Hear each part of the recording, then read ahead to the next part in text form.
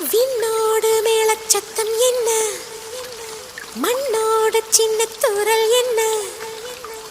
எங்கேதான் சென்றாயோ இப்போது வந்தாயோ, சொல்லாமல் வந்தது போல் இல்லாமல் போவாயோ, தப்பாமல் மீண்டும் சந்திப்பாயோ, நீ வரும்போ